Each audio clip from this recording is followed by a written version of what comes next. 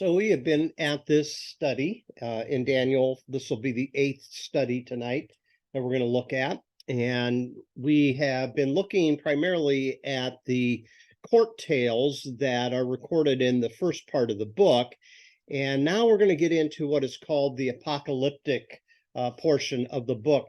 This particular chart here, I put up a couple of times before. This reminds us that the book of Daniel is written in two different languages, in Hebrew and then interspersed with some Aramaic, and then it closes out in Hebrew. Now, what's interesting here is the Aramaic has kind of a transitional chapter. So in chapters 1 through 6, it's primarily prose, it's narrative, it's stories of Daniel and his three friends, part of the court tales and the legends that come from them. And then the apocalyptic section is in Hebrew in chapters 8 through 12. But here we are in chapter 7 that we're going to look at tonight. It's still in Aramaic, but it actually has transitioned over into a different type of literature. And so we can kind of summarize what we have already looked at. In the first section, we've entitled this study Risky Resistance, because there's a lot of refusal that's going on. Daniel and his friends refuse the king's food. They refuse to bow down to the statue. They begin to make predictions of reversals of fortune and position of the kings that are the king that is in power. And last week we looked at Daniel, who prayed 3 times a day with his window open, and he refused to abide by a law that was put in place by 2 other presidents that had been appointed. And these 2 presidents turned on Daniel. We think there's some racism that's involved in this, Daniel being the Jew, and these other 2 individuals are individuals that are a part of the Babylonian Empire. And so what we find is Daniel distinguishes himself as one who is committed to his God, and as he does so, he is thrown into the lion's den. He comes out with a miraculous deliverance, and he is elevated again back into a position of prominence, while the other 2 presidents or administrators are thrown into the lion's den, and they are devoured as they are thrown into the pit. Now, that brings us to this second section here. And earlier in the book, what we saw was dreams were a motif of Nebuchadnezzar, who had dreams. He didn't know what they meant. He needed an interpreter, and Daniel was the one that was able to bring about the interpretation. What we also see taking place is that after Daniel interprets what's going on, there is these moments that take place of visions that are given about the future of the king. Now, that's the theme that will transfer on over into chapter 7. There's going to be another dream here in chapter 7. This time it's Daniel's dream, and it is symbolic of changes that are coming amidst the empire. And in this particular section, these visions of change, we are given a retrospective back to the time of Belshazzar. He was the one that saw the handwriting on the wall. And what we find is the dream talks about the rise of several beasts, and they are represented in this graphic here: a lion, a bear, a leopard, and one that is nondescript in terms of a specific animal type, but is one of the great beasts that arise out of the sea. So here is what we're going to look at tonight. We're going to take a look at these 5 sections of chapter 7. Again, Every chapter in the book of Daniel seems to be pretty lengthy, and this is the case tonight as well. So we're going to talk about the time of Belshazzar, the rise of the beast, the heavenly judgment that comes, and then a summary of that vision, and then an elaboration or an explanation given to Daniel of what these four beasts represent. What we have seen so far is that there are several things that we call chiasms that have occurred in this book. And these are parallel panels that take place in the book. And chapter 7 completes the chiasm. So take a look here. A chiasm is like a letter V on its side. So the panels are in parallel. In chapter 2, you have a vision of four empires. That's in the statue of Nebuchadnezzar, and the head and the chest and the thighs and the feet. That also is in parallel to chapter 7 of these four empires, but this time it's not a statue, it's four different beasts. Then panel B is the faithfulness of the Jews. First, the three young men who refuse to bow down to the statue, and they are rescued out of the fiery furnace. The parallel panel in chapter 6 that we saw last week is the faithfulness of a Jew, singular, Daniel, and his rescue out of the lion's den.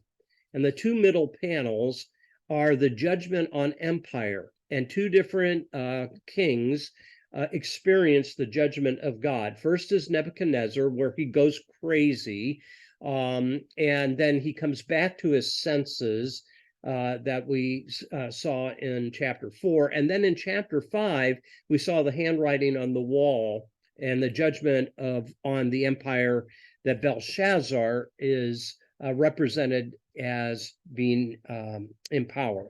So another chiasm, this is a Hebrew literary device.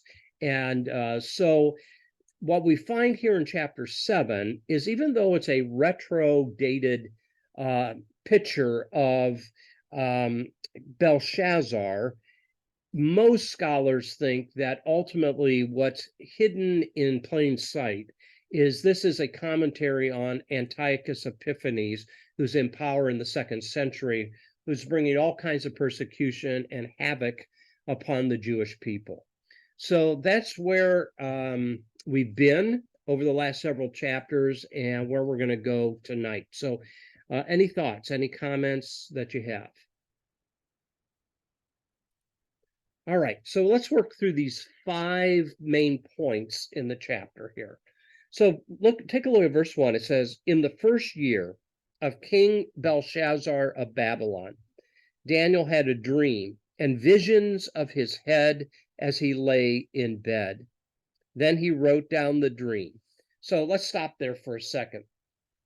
So this vision of Daniel is associated with King Belshazzar. Well, we already saw in chapter 5 that his kingdom fell to Darius the Mede when the handwriting was on the wall. So this again is a kind of a retrospective bridge element in the book to be able to move into the apocalyptic section that gives an account of what is to happen in the near future. So the way to understand this dream is the portrayal of Belshazzar here is a stereotype. And the stereotype is really speaking toward what Antiochus Epiphanes is going to experience ultimately when his kingdom is brought down. Daniel has a vision. Now he is, we are told, and we're going to talk about this at the end, that he had a dream.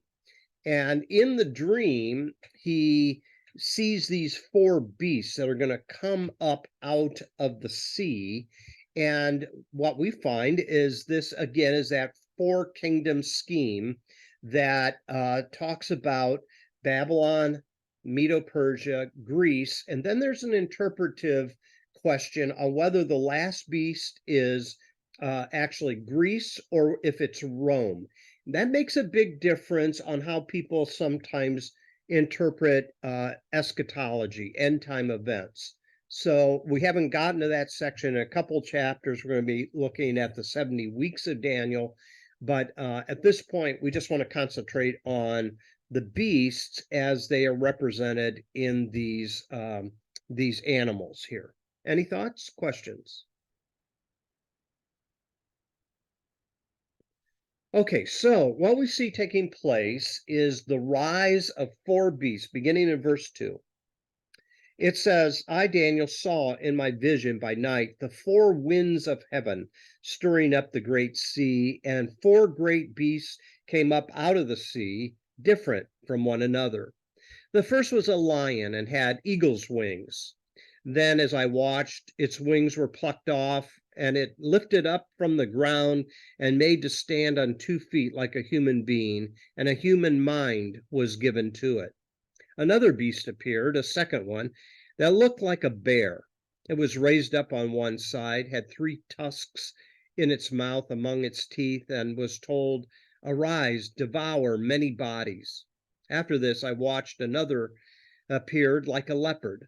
The beast had 4 wings of a bird on its back and 4 heads, and dominion was given it. After this, I saw in the visions by night a 4th beast, terrifying and dreadful and exceedingly strong. It had great iron teeth and was devouring, breaking in pieces and stamping on what was left with its feet. It was different from all the other beasts that preceded it, and it had 10 horns. I was considering the horns when another horn appeared, a little one coming up among them. To make room for it, 3 of the earlier horns were plucked up by its roots. There were eyes like human eyes in this horn, and a mouth speaking arrogantly. So when you look at this, you think somebody used too much cannabis, right? This is kind of crazy vision, animals that are represented in a way that we recognize parts of it, but other parts of it are really strange. This is not unusual, though, in this day and age in the ancient Near East. You'll find that some of this imagery is very apropos and dramatic and attention grabbing. It first begins by talking about the 4 winds of heaven stirring up the great sea. In First Enoch, a non-canonical book, the 4 winds are equated with 4 angels. Now, we don't know if that's what's taking place here or not, but it's possible. And the winds are stirring up the sea, but it's interesting, the Greek translation of the Old Testament is suggesting that they attacked the sea, which implies kind of a war that's going on, a war between heaven and the sea. And then out of the sea come these monsters. And these monsters, it seems as though, represent something of the enemy of God and the forces of chaos. And these beasts arrive one by one on the scene to do battle with the winds. And I guess this is a very imaginative way of talking about the battle between good and evil, between God and those forces that want to oppose God and push back against God's rule. So the story has a similarity in a Semitic myth between the storm god Marduk and the battle that Marduk had with the sea god Tiamat. So again, these stories are sometimes similar in different cultures, and they speak in a variety of ways to a lot of the things that happen in the life of the nation of Israel. And what we find is that the winds even are represented as the servants of God. You'll see a couple of cross references here where you can look in Job and in Psalm 89 and see that. But what I'm going to read for you now is Isaiah chapter 51 for a second, in verses 8 through 11, because Isaiah, it appears, is very cognizant of the powers of Babylon and Assyria and what they are doing to the chosen people of God. So in Isaiah chapter 51, it says this in verses 8 through 11. It says, listen to me. I'll start in verse 7. You who know righteousness, the people in whose heart is my instruction, do not fear disgrace by men, and do not be shattered by their taunts. For moths will devour them like a garment, and worms will eat them like wool. But my righteousness will last forever, and my salvation for all generations. Wake up, the arm of the Lord. Clothe yourself with strength. Wake up as in days past, as in generations long ago. Wasn't it you who hacked Rahab to pieces, who pierced the sea monster? Wasn't it you who dried up the sea, the waters of the great deep, who made the seabed into a road for the redeemed to pass over? So what is being referred to there is the Exodus. But isn't it interesting that it's described in terms of the empire that was holding Israel captive was Egypt? And it's talked about as the sea monster being pierced, and it's talked about Rahab, not the prostitute that hid Joshua, but a form of a monster who has been hacked into pieces. So very symbolic language that is being used to talk about God fighting on behalf of his people. And so what we find is that many of these descriptions that we see taking place here are really talking about kind of the primordial waters that were familiar to the ancient Near Eastern cultures. And what we find is God having them in his control and being able to defeat these monsters that want to take his people out. Does that make sense to everybody? Any thoughts on that?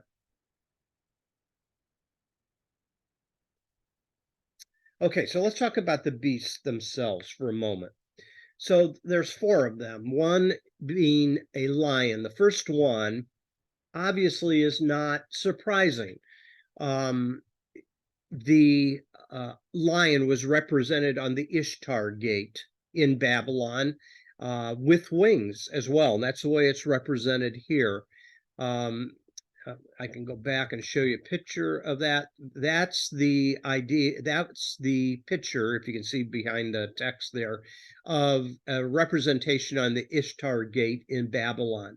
And so a lion is a very appropriate picture that is being applied here.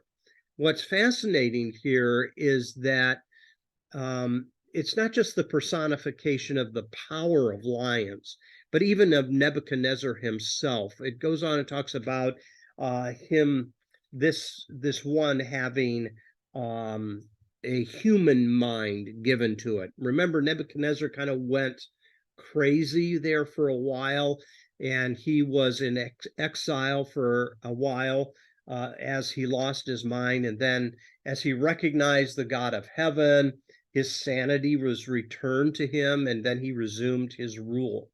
So maybe the picture here is not only of courage and strength, but also of swiftness of conquest, because that's what Babylon did. They conquered the known area of that day.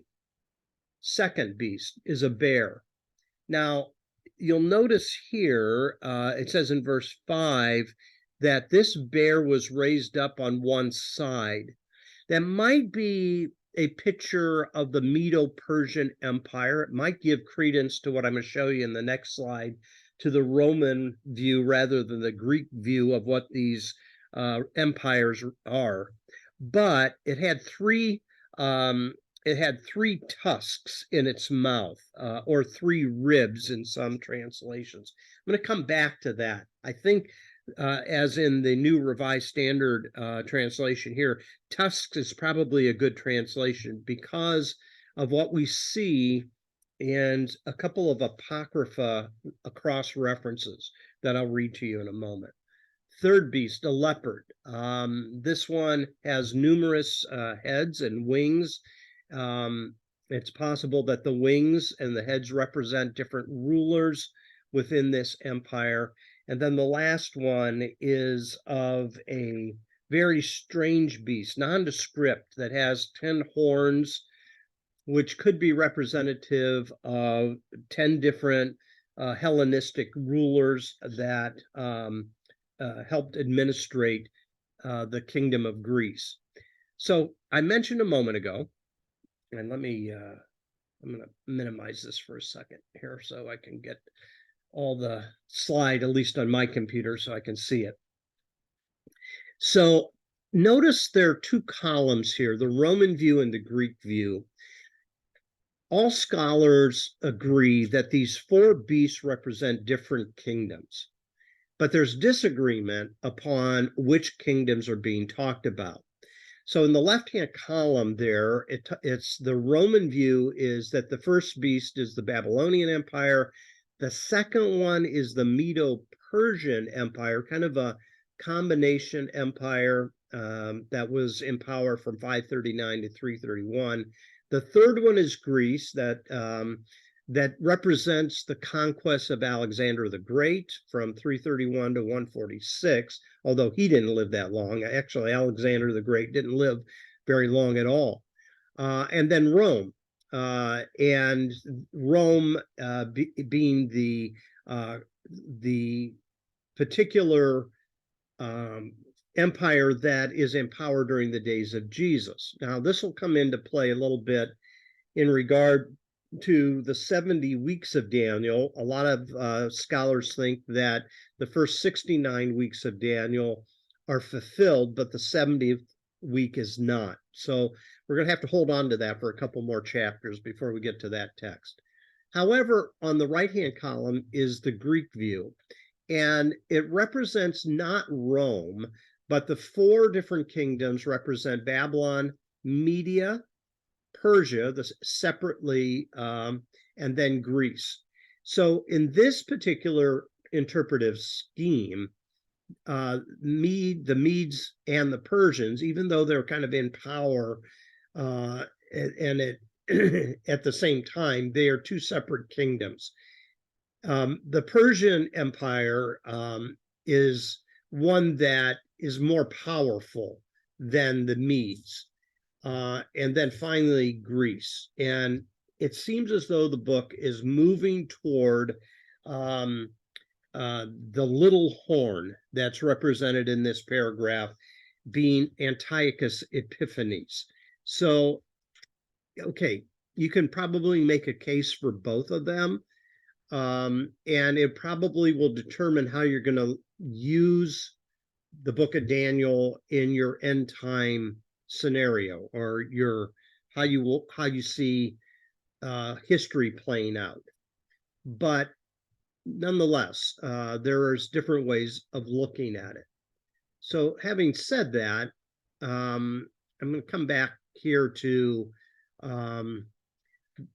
the text.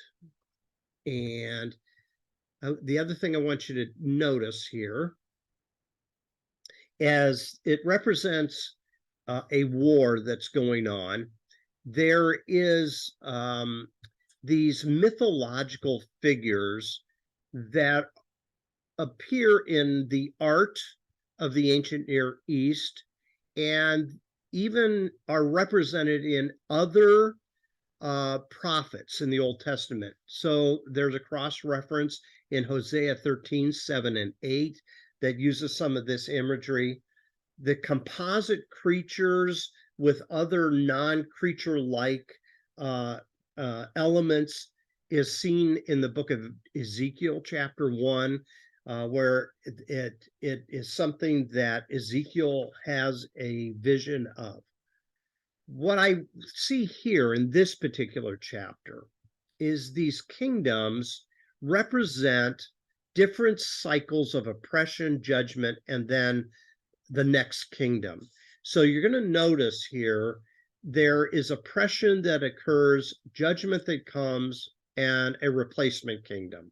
oppression, judgment, kingdom, oppression, judgment, kingdom. So there's 3 cycles of that. And then finally, you end on the 4th one, where there is this idea of a coming of a son of man, who will ultimately put these kingdoms down. So that again is why some interpreters think of this as kind of end of the end of history type of scenario. So you can take that for what you want, but that's what we're noticing so far here in the text. Okay, how can I help clarify this for you? I know this goes so counterintuitive to Western way of communicating, but is there any way that I can help clarify it? And the best way to do that is to ask a question or make an observation. Yep. Okay, let's concentrate on the 4th beast for a moment. So it says here that in his vision, in his dream, he saw a 4th beast, terrifying and dreadful and exceedingly strong, and it had great iron teeth and was devouring, breaking in pieces, and stamping what was left with its feet. So even though we can't define what this beast is, you noticed on this picture that I showed, a lot of times different artists render this 4th beast as a dragon. In the book of Revelation, there's the dragon that appears there as well. So it might be a legitimate thing. However, let me go back to the other slide. What's interesting, though, is if all of this is leading to the time of the Maccabean Revolution and the time of Antiochus Epiphanes, some scholars think, and you'll notice right here, that what it is alluding to is not a dragon, but an elephant, that the 4th beast is an elephant. Now, the reason that is stated is because of the way the Greeks brought war. So here in First Maccabees, I'll read it. You probably don't have the Apocrypha in your Bible, but I'll read a couple of selections, and I just want to show you maybe that's what this is referring to. So this is First Maccabees chapter 1, and it names Antiochus, verse 16. When Antiochus saw that his kingdom was established, he determined to become king of the land of Egypt, in order that he might reign over both kingdoms. So Antiochus had high hopes of becoming a world ruler. So, verse 17, he invaded Egypt with a strong force, with chariots and elephants and cavalry, and with a large fleet. He engaged King Ptolemy of Egypt in battle, and Ptolemy turned and fled before him, and many were wounded and fell. They captured the fortified cities in the land of Egypt, and he plundered the land of Egypt. So this little paragraph tells us that part of his war arsenal are elephants. In chapter 3, in verse 34, it says this: he left Lysias, a distinguished man of royal lineage, in charge of the king's affair from the river Euphrates to the borders of Egypt. Lysias was also to take care of his son Antiochus until he returned. And he turned over to Lysias half of his forces and the elephants, and gave him orders about all that he wanted done. Again, another reference to the fighting element of Antiochus. And then one more in chapter 6. It tells us in chapter 6 that this is fascinating to me. In verse 28, the king was enraged when he heard this. That's another backstory that I'm not going to get into, but it says, he assembled all his friends, the commander of his forces, and those in authority. Mercenary forces also came to him from other kingdoms and from islands of the seas. Isn't that interesting? Mercenary forces. We just saw that recently with that that guy that was killed, the Russian mercenary force that was trying to take out Putin a couple weeks ago. It says here in verse 30, the number of his forces was 100,000 foot soldiers, 20,000 horsemen, and 32 elephants accustomed to war. Now, we might think elephants, slow, plodding, but imagine the power to pull weapons, food, and other things like that. So that's where some scholars get this idea that maybe this fourth beast is kind of a composite of a known creature, an elephant, but has been modified with the iron teeth and the 10 horns and a little horn. So if you want to go back, if you're probably still there, in chapter 7, out of the mouth of this little horn comes arrogant speaking. So most scholars think this is describing Antiochus Epiphanes' ambitions of wanting to conquer Egypt and his arrogant attitude toward the Jews, that he chooses to desecrate the Jewish holy place, the temple. And so even though there's a lot of debate that's going on, I give you some backstory here on this slide and in your handout. The most important thing that would be apropos during this particular time period would be this latter ruler in the Greek Empire. However, by the time you get to the 1st century, Christians would begin to associate this beast with Rome, because now Rome has come in and has conquered Greece. So again, there's different ways of trying to I guess, interpret this information. No matter who it is, though, what we find here is this is the ultimate opponent to God. So that's why some kind of left behind approach to eschatology would try to associate this with an antichrist, the antichrist that would arise before the coming of Christ, because the next paragraph talks about this one who is coming, who's going to conquer this evil empire. But before I get to the next slide, I want to see if you have any thoughts. So in verse 9, judgment comes. So oppression and judgment, replacement kingdom. That's kind of the cycle.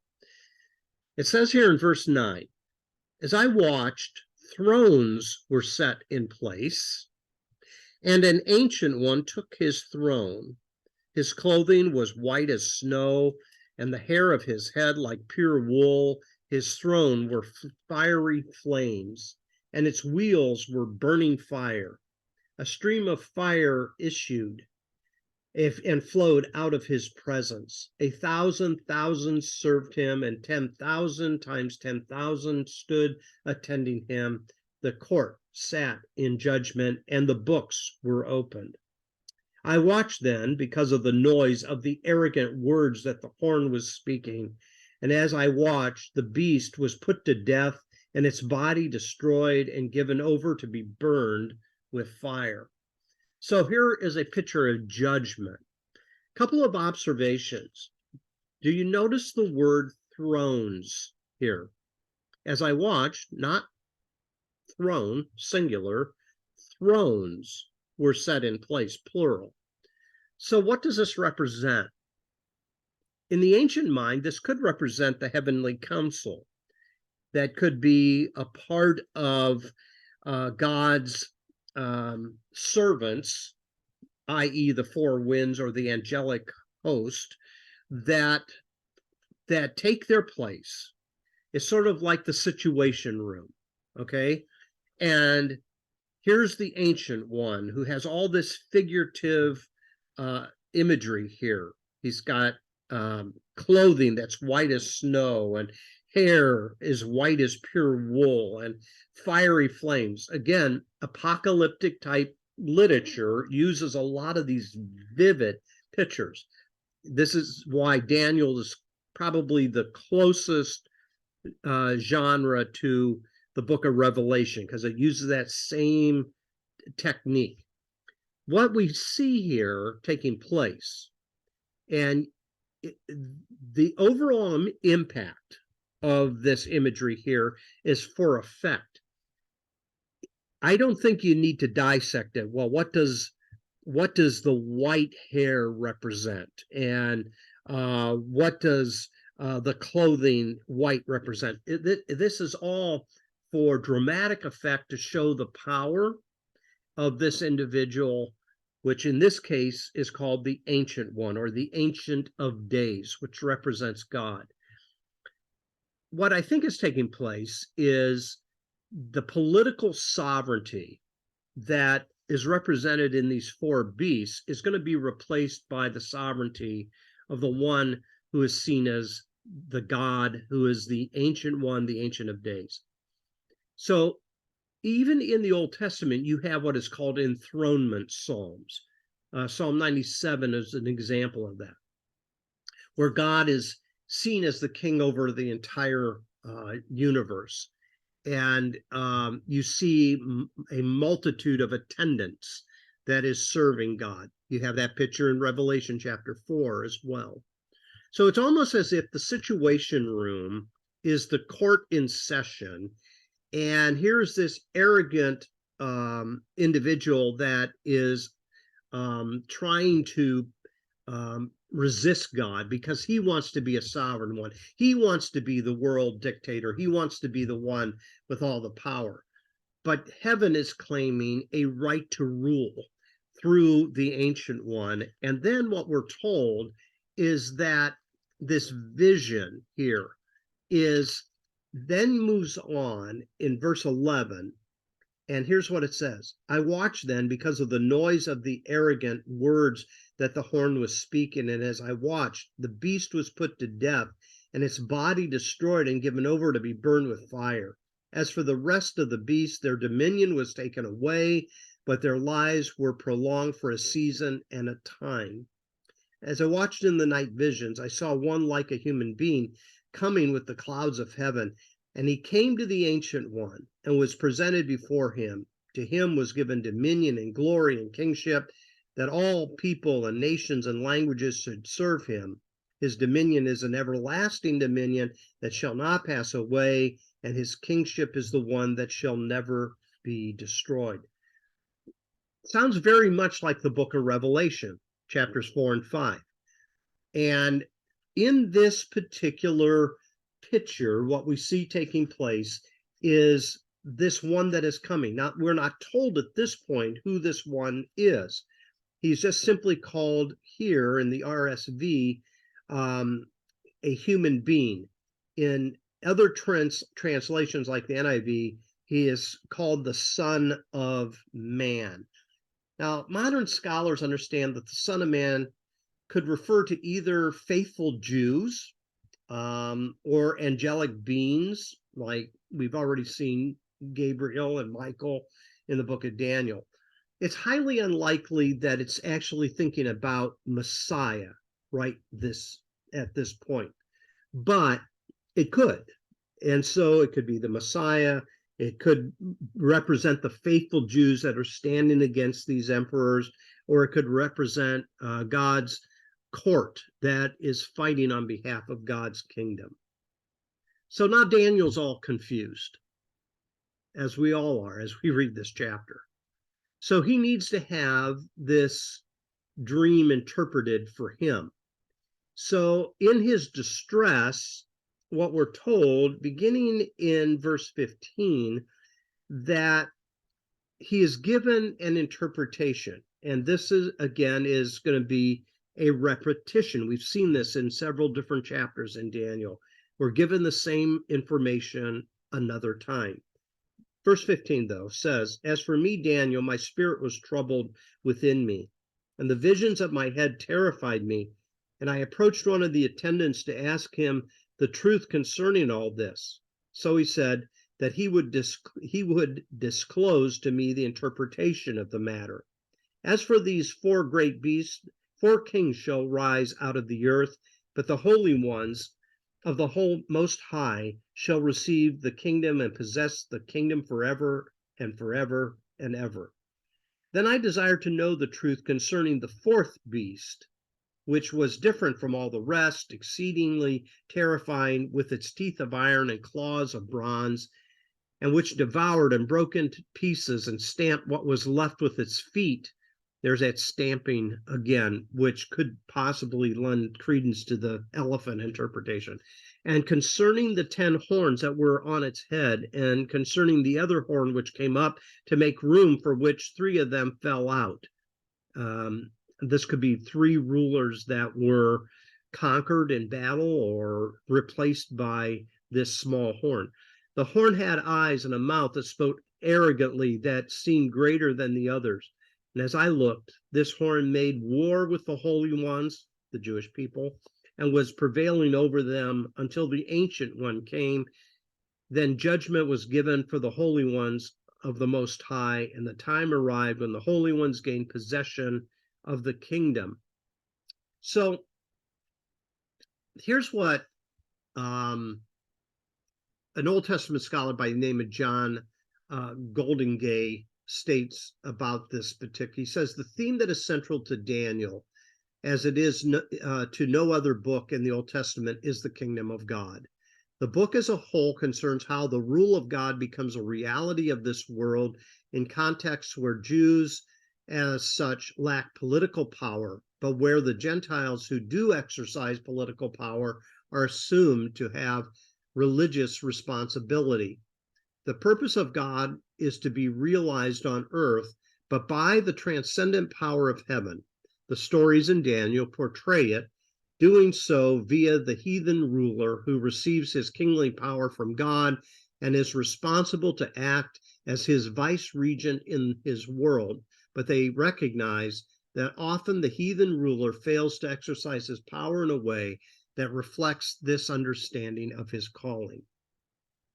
So even in the New Testament, you see in the book of Romans where those who hold political power receive this power from God. Here you see an element of that. And when they do not exercise their God-given authority properly and on behalf of those that they are in charge of, God then removes them from power. So what you have here in this elaboration, I think, is just what the Jews were going through during that time, moving toward the 2nd century, and how God keeps coming to their aid in the midst of their heartache and their trouble and suffering. Ultimately, as this chapter winds up, you find that it's repeated again in verses 23 down through 28, that the 4th kingdom, the most important oppressor against the Jewish people, are going to be trampled down and broken into pieces. So here's a poetic expression of that. Notice verses 23 through 27 is indented in your Bible. So this is some type of liturgy that is used by the Jewish people, and they celebrate, as back in the book of Exodus, when after they came through the sea, they sang a song of victory. And I think that's kind of what this is too. Here's how it goes. This is what he said: "As for the 4th beast, there shall be a 4th kingdom on the earth. There shall be different from all that shall be different from all the other kingdoms. It shall devour the whole earth and trample it down and break it to pieces. As for the 10 horns, Out of this kingdom 10 kings shall arise, and another shall arise after them. This one shall be different from the former ones, and shall put down 3 kings. He shall speak words against the Most High, shall wear out the holy ones of the Most High, and shall attempt to change the sacred seasons and the law, and they shall be given into his power for a time, 2 times, and half a time. So here's what is taking place here when Antiochus Epiphanes goes into the temple and sacrifices a pig on the altar. He is trying to destroy the Jewish religion. But, verse 26, then the court shall sit in judgment. There's that idea of the situation room again. And his dominion shall be taken away to be consumed and totally destroyed. The kingship and dominion and the greatness of the kingdoms under the whole heaven shall be given to the people of the holy ones of the Most High. Their kingdom shall be an everlasting kingdom, and all dominions shall serve and obey them. So the Jewish people will end up being the victors in this, and then the chapter closes out. Here the account ends. As for me, Daniel, my thoughts greatly terrified me, and my face turned pale, but I kept the matter in mind. So he's holding all of this in, this interpretation that has been given to him. So when I was reading this, I was thinking of a ballad. Are you familiar with the song The Wreck of the Edmund Fitzgerald at all? Okay. It tells the account of the boat going down in Lake Erie. And that's the way this strikes me, this paragraph. It's kind of like a ballad that's being told of how Antiochus Epiphanes is going to end up being judged and brought low. So in the meantime, what needs to take place? Well, the people of God need to continue to maintain faithfulness to their God. And Daniel obviously is terrified and concerned about all this, but this vision not only should give him assurance, what it's going to do is give others that come later under Antiochus's rule assurance as well. So let me stop there before I have one more slide that I'm gonna or I think 1 or 2 that I think how we can maybe talk about the application of this chapter, because all at this point it just kind of reads as an episode in history as we read what's going on here and what occurred during the life of the nation of Israel. Do you have some thoughts? I have a quick question, maybe in verse 25. It says, "The saints they will be given into his hand for a time, times, and half a time." Mm-hmm. Okay. I have Go ahead. written there at one other time I heard this, like a different teaching, but it's I have year, 2 years, 1/2 year. But what is that all about? Do you know? Well, we're going to get to that in a couple chapters, because what happens is the interpreters will begin to talk about the 70th week of Daniel, which, if you've been around evangelical Christianity at all, we'll talk about the 70th week of Daniel being the Great Tribulation. And the time and half a time could represent a part of that Great Tribulation, which a lot of evangelical scholars think that that's 7 years in length. So this could be like 3.5 years. It gets pretty complicated, and it gets a little bit convoluted at times, trying to figure out how this might apply in later generations. But it definitely does talk a little bit here about a timeline of he shall be given power for time, 2 times, and half a time. This might just be simply a way of saying he's not going to lose power immediately, that he's going to have some time that he's going to be able to rule over the holy ones, the people of Israel, but eventually he's going to be taken down. Or we might want to try to apply that more literally and decide, okay, does this refer to an actual timeline? Let's hold off on doing that before we get into a bigger bite of time references like the 70 weeks that's coming in a couple chapters.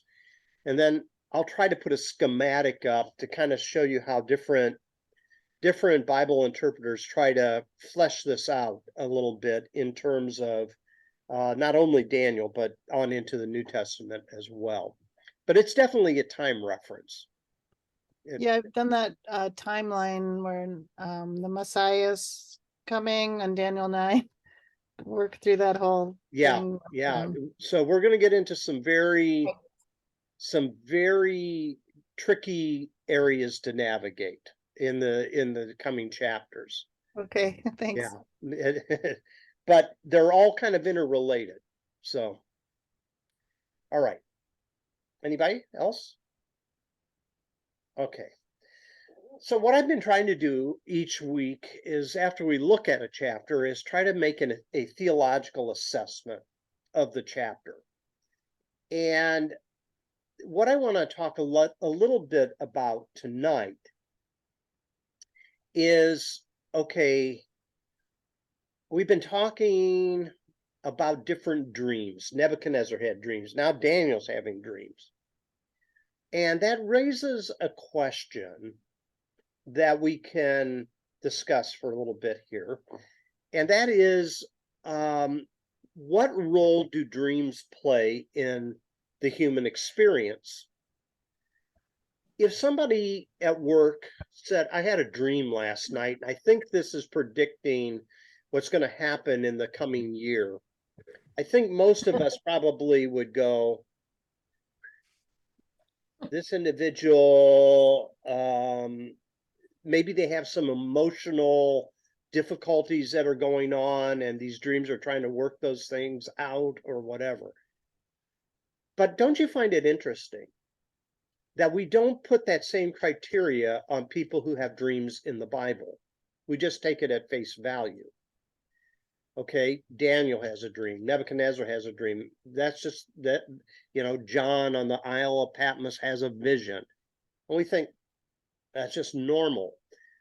But what we know now about dreams is quite interesting. Contemporary psychology will tell us that in our dreams sometimes are rooted some of our fears, some of our sorrows, some of the things on a subconscious level. And so I just find it interesting that we have kind of a two-tier way of looking at dreams. We don't tend to evaluate the ones that are in the Bible. We just take it at face value. But when we hear somebody else saying something like that, we might roll our eyes a little bit and say, that's crazy. That's really crazy. So the question that this chapter opens up is God still working through dreams today? And if he is, how do we know if what is being given is from him, or if it's a psychological reaction to some trauma or difficulties or grief or all those type of things? So let me throw that on the table for a couple minutes here. What are your thoughts about that? Any insights that you have, or opinions that you have on that? I'm sorry, go ahead. I had a weird dream back years ago. It was about my dad's sister, and I was dreaming that we were at her house and everybody was sitting around the table, my cousins and my dad and everybody, but she wasn't there. And that was like in September. And then that November of 2002, she passed away. Hmm. And I was like, whoa. Hmm. I mean, it was just strange. I mean, Uh-huh. Did you connect the two? when she passed away, yeah, Uh-huh. Okay. I was like, oh my gosh, maybe it was saying I should go see her, or, you know, afterwards I thought about it. Maybe I should have gone up there, or, you know, Hmm. but it was so strange. But was there any foresight to that she was in bad health or anything like that that would have led you to think that she possibly would pass away or anything like that? Um, I knew she was having health problems, but I didn't know that they were, you know, life threatening or whatever. Uh-huh. So I don't, So you know, that's a perfect example, Beth, of okay, here you have this experience, yeah. and what do I do with it? Is it something that's a premonition of what's to come? Is it something that subconsciously or even consciously I've been worried about, or and it's come out? So, Yeah. yeah, it's an interesting thing. Kate, were you going to say something? Oh, I was just gonna say, I often can figure out things and wake up and have an answer to things in my dreams. But I was gonna ask you, doesn't Jesus actually refer to Daniel as a prophet? So he was saying that he was an actual prophet, or am I wrong? Yes. Yeah, Jesus will make reference. Here is an individual that was immersed in Old Testament understanding and learning, and some of his references to Old Testament passages or personalities are very direct.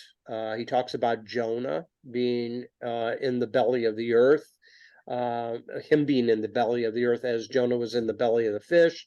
Um, so yes, Jesus will make reference to different people, um, and so will some of the other writers of the New Testament as well. In the Book of Acts, references made to Joel, who says your old men will, how's that go, will have dream dreams, and your young man will have I'd have to look, it's in Acts. um but yes, there is definitely that connection from New Testament back into Old Testament accounts and personalities for sure. Yep. Okay, anybody else on that? Now everybody's different. Esty dreams in living color, and she's able to remember that. I wake up and I go, I must dream, but I don't remember. I don't remember anything dreams that I have. So everybody's different about that. But dreams play an important. Um, it's an important element in so much of the Bible. So it's good to do some reading on and thinking about. Another element regarding these dreams, are these dreams deterministic? And what I mean by that, are they actual pictures of the outcome of history, or is it more a picture of how God intervenes in the course of history? And these dreams represent God being on the throne. That's been a theme here in this particular chapter, the one who's the Ancient of Days. So you can see a couple different options here down in the slide. We can see the dreams as the promise that God is still involved in history, even when we cannot determine when and where he's going to intervene in history. So another scholar, Walter Brueggemann, says, no prophet ever sees things under the aspect of eternity. It is always partisan theology, always for the moment and always for the concrete community, satisfied to see only a piece of it all and to speak out of that at the risk of contradicting the rest of it. In other words, what he's trying to say is these visions and dreams always have a local connection to the context within the lifetime of those that are hearing it, reading it, and trying to interpret it. That's one aspect that's difficult because, as we'll see, when we come to the 70 weeks of Daniel, scholars will say, well, the first 69 weeks have been fulfilled, but there's still a 70th week that's hanging out there that's not been fulfilled. And someday, yeah, and they've been saying this since the time of Jesus, who actually thought, many in the time of Jesus thought they were in the last days, but it's been hanging out there for over 2,000 years now. So we'll get to that. But I guess what I think about these dreams is, first, don't take them out of their immediate cultural context first. And these series of dreams here in Daniel chapter 7, I think, are being read by a community of people who have been suffering for a long time under these foreign regimes: Babylon, Medo-Persia, Greece, and then on into the New Testament, Rome itself. So just keep that in mind about the dream concept. I think it's a good one for us to think about when we talk about the elements of the different chapters here in Daniel. But other comments, questions, insights that you have?